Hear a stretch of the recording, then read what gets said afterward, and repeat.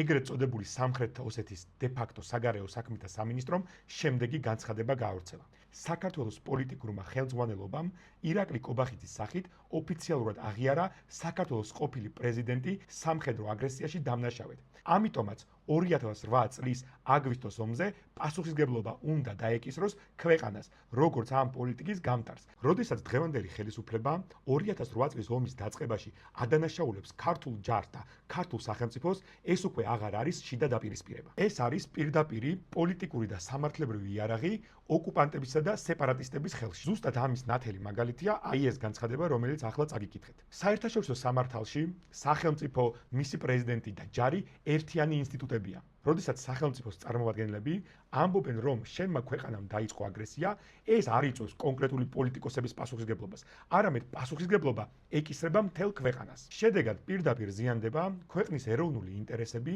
ჯარის რეპუტაცია და ოკუპირებული ტერიტორიების დაბრუნების პერსპექტივა. უნდა გვესმოდეს, რომ არც ერთ თანამდებობის პირს თუ პოლიტიკოს არ აქვს უფლება ჩვენი ქვეყანა და ჩვენი ჯარი დაადანაშაულოს აგრესიაში. 2008 წელს საქართველო იცავდა საკუთარ სუვერენიტეტს და საკუთარ მოქალაქეებს რუსული აგრესიისგან. საქართველოს და ქართული ჯარის აგრესიაში დადანაშაულება არის ეროვნული ინტერესების ღალატი და ეს პრაქტიკა სასწრაფოდ უნდა შეწყდეს.